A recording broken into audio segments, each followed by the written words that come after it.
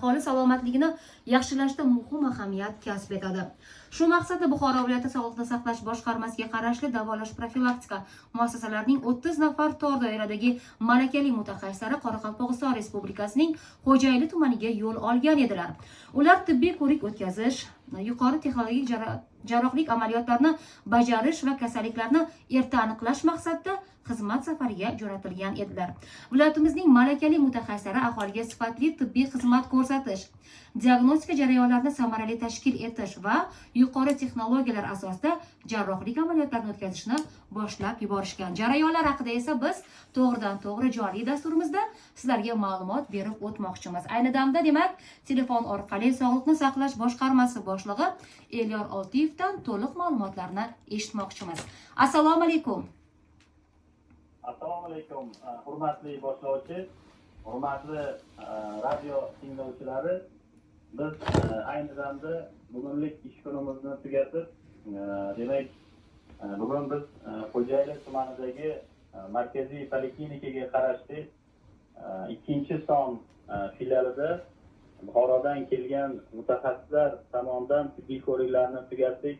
Umuman, hurmatli boshlovchi, ruxsat bersangiz, davlatimiz rahbarining topshiriqlariga ko'ra biz Qoraqalpog'iston Respublikasining Xo'jayli tumanida 1-6 aprel kunlari tegishli topshiriqqa ko'ra Buxorodagi tajribali mutaxassislardan iborat 30 kishilik ishchi guruh ishtirokida tibbiy ko'riklarni, targ'ibot tadbirlarini, shu bilan bir qatorda tibbiy ko'rik natijasida aniqlangan jarrohlik amaliyotiga muhtoj bo'lgan bemorlarimizni shu yerning o'zida kam invazivlik jarrohlik amaliyotlarini o'tkazmoqdamiz. Umuman, tadbirdan ko'zlangan asosiy maqsad davlatimiz rahbari ta'birlari bilan aytganda tibbiyotdagi barcha islohotlar inson qadri uchun.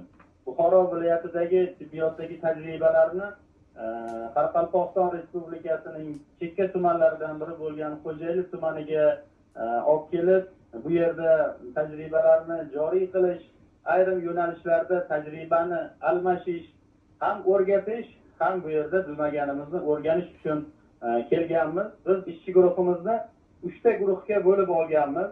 Birinchi guruhimiz bu tibbiy ko'rikdan o'tkazuvchi 14 nafar tor soha mutaxassislardan iborat guruhi. Bu guruhlar har kuni belgilangan mahallalarga chiqib, aholini profilaktik hamda chuqurlashtirilgan tibbiy ko'riklardan o'tkazmoqda.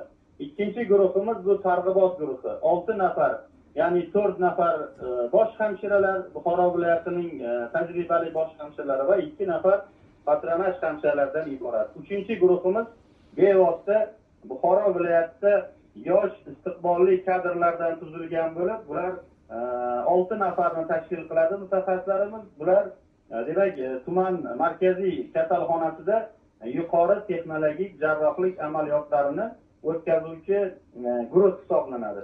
Mana bugun birgina biz ayni damda bugunni hisobotini agar tinglovchilar e'tiboriga qaratadigan bo'lsak, birinchi guruhimiz tomonidan, ya'ni tibbiy ko'riklar 720 nafar aholimiz o'tkazilib, 192 nafarda ambulator sharoitda davolanish uchun, 97 nafariga tuman shifoxonasiga statsionar tarzda davolanish uchun biz yo'llanmalarni berdik. 12 nafar fuqarolarga, demak, tuman markaziy kasalxonasida jarrohlik amaliyotini rejali ravishda oshirishga tavsiyalar berdik. Ikkinchi targ'ibot guruhimiz tomonidan 40-chi mahalla fuqarolar yig'ini hududidagi aholi xonadonlariga chiqildi.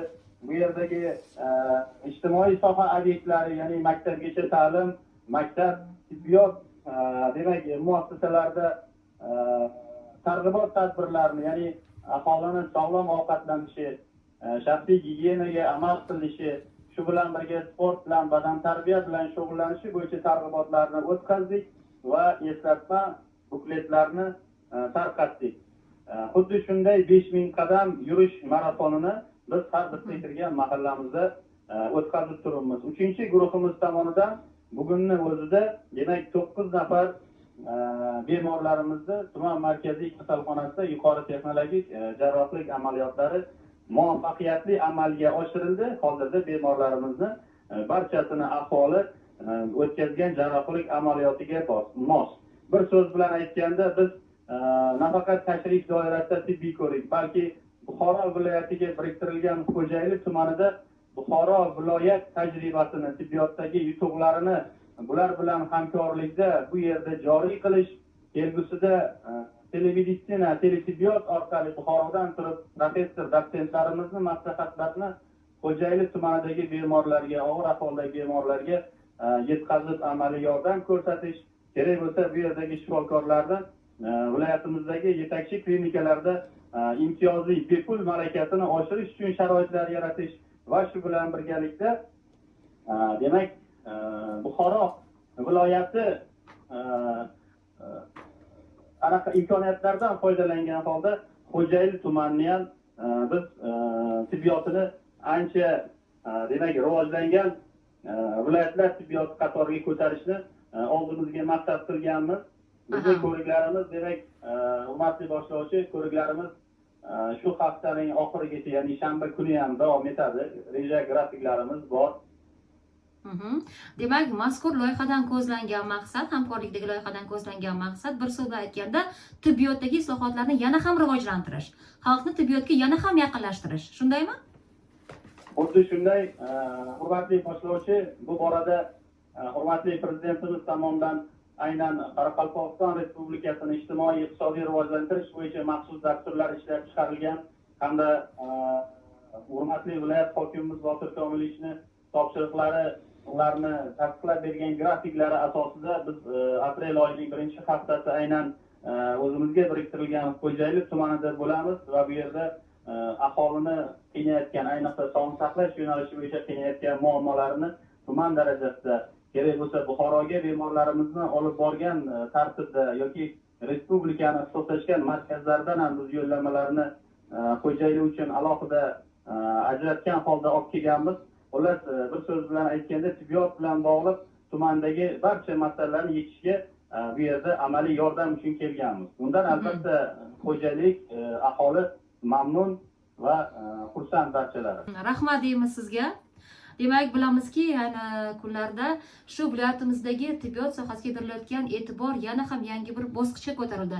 Qilinayotgan islohotlarning barchasi esa inson manfaatlari eng asosiy ustuvor vazifadir. Tashakkur deymiz suhbat uchun.